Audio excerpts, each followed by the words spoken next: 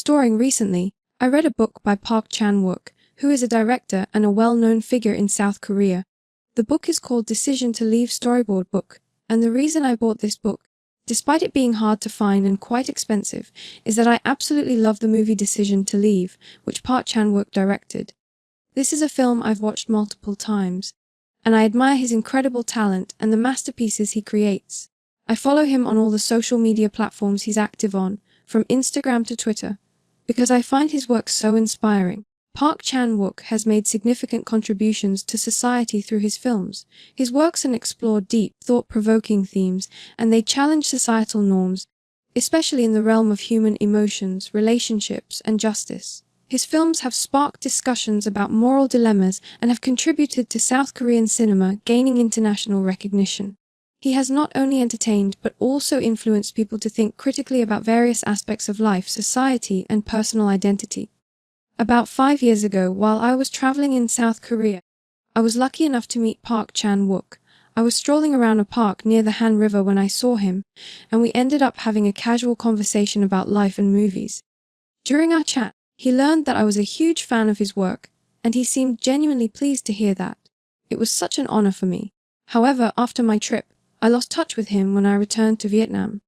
Last year, when Park Chan-wook held a press conference in Vietnam, I went to attend, and to my surprise, he remembered me. We reconnected, and it was a moment I will always cherish. Park Chan-wook has led an incredibly interesting life. Aside from being a filmmaker, he is also someone with a deep interest in literature, often drawing inspiration from books for his films. His diverse range of experiences, from studying philosophy to working in the film industry, has shaped his unique perspective on life. I truly admire him for the way he balances his career and personal interests. He's also someone who loves reading.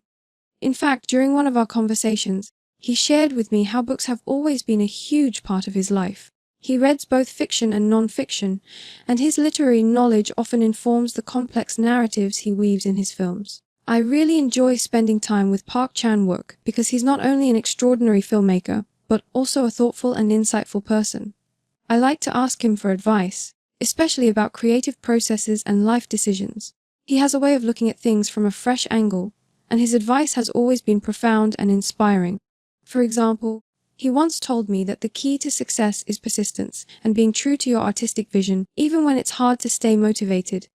This kind of wisdom is something I truly value. I think meeting Park Chan-wook and having the chance to interact with him has been one of the most enriching experiences of my life. He's not only a remarkable figure in the world of cinema, but also someone who has enriched my personal life with his wisdom, kindness, and perspective on the world. Abubul. It's not just a typical storyboard book, it goes deeper into the creative process of bringing his unique vision to life. In this book, you get to see the original sketches and notes that laid the foundation for each scene of the movie. It gives you insight into how the director visualized the story before it was even filmed. What I found particularly intriguing was how detailed and meticulous the book was in showcasing the evolution of each shot. You can see how the director carefully planned the composition, lighting, and camera angles, all of which are vital elements in creating the mood and atmosphere of the film. There are also some handwritten annotations from Park Chan-wook himself, which add a personal touch and help you understand the thought process behind certain decisions, like how specific scenes were meant to convey a particular emotion or subtext. I have this one photo that I'm really proud of, and it's from a truly unforgettable moment in my life.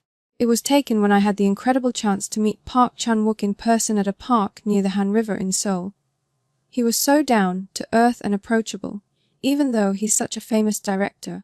It felt like a conversation between friends rather than the typical fan meets celebrity situation. At one point, I asked if I could take a photo with him to remember the moment, and he graciously agreed. When I look at that photo now, it reminds me of how lucky I was to meet someone whose work I deeply admire. In the picture, we're both smiling, and you can see how natural the moment felt. Whenever I look at that photo, it makes me feel proud. Not only because I met Park Chan-wook, but because it also reminds me of the power of following your passions and how sometimes life surprises you in the most incredible ways. One of my favorite TV programs is a travel documentary aired by SBS, where they explored the mountainous region featured in the movie Decision to Leave by Park Chan-wook.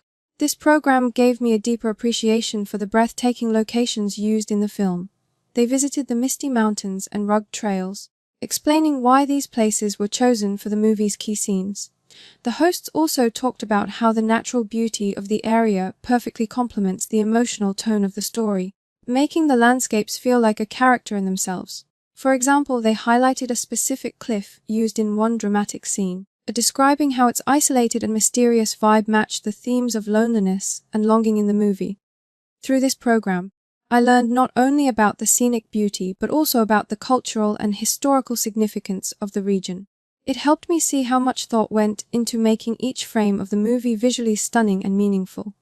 Watching this TV program made me want to visit the location even more, so I could experience its beauty firsthand. A topic 3, a cultural place you would like to learn about. So topic 66, a favorite TV program. Another thing that stood out to me from the movie was the song The Mist, which played during the ending scene. It's such an emotional and haunting piece of music that perfectly captured the bittersweet tone of the film.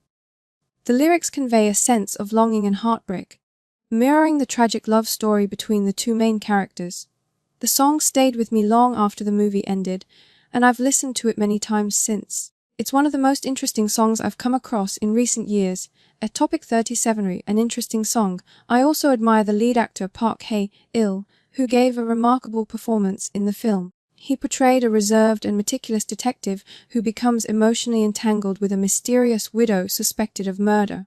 Park Hae-il's subtle expressions and ability to convey complex emotions made his character incredibly compelling. He's an actor I truly respect for his versatility and dedication to his craft. As a topic 243, an actor or actress you admire.